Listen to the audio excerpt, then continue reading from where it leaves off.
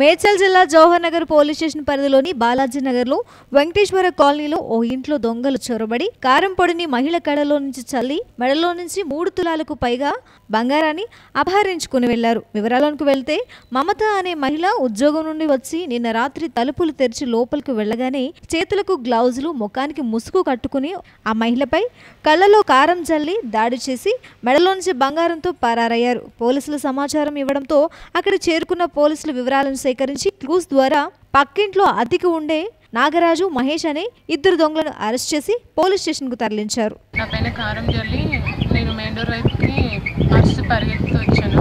నన్ను అక్కడ కొంచెం కింద బెండ్ చేసి ఇట్లా పడేసి నా చైన్ లాక్కొని వెళ్ళారు. అప్పుడు నేను నా చైన్ గురించి కాకుండా నా ప్రాణం దక్కించుకోవడం కోసం నేను ఇంకా వాళ్ళతోని ఏం నా చైన్ పట్టుకోవడాలు అలాంటివి ఏం చేయలేదు. సో నన్ను అక్కడే వదిలేసి వాళ్ళు బయట నుంచి గొల్లెం పెట్టేసి వెళ్ళారు. నేను కిచెన్ నుంచి ఇంకో డోర్ ఉంటుంది మాకు బాల్కనీ నుంచి, అక్కడ డోర్ తీసుకొని బయటకు వెళ్ళి అరిస్తే అందరు వచ్చారు. పోలీసులు కాల్ చేసి 1/2 అవర్లో వచ్చారు.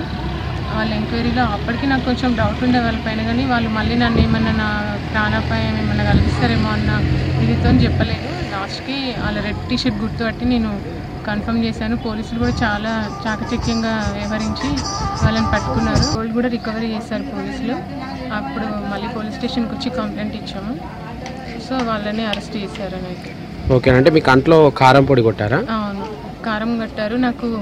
నేను ఒక పర్సన్ని మాత్రం క్లియర్గా ఐడెంటిఫై చేశాను. వాడి బాడీ లాంగ్వేజ్ అవన్నీ చూసి ఇతడు పక్కింటోడే అనుకున్నాను, కానీ కన్ఫర్మ్గా అంటే ఏ ప్రూఫ్ లేకుండా మనం చెప్పలేము అన్నట్టుగా కొంచెం మళ్ళీ వాళ్ళు మా పక్కన ఇంకొక పోర్షన్ ఉంటే వాళ్ళ సపోర్ట్ తీసుకొని వీళ్ళే అన్నట్టు చెప్పేదాన్ని.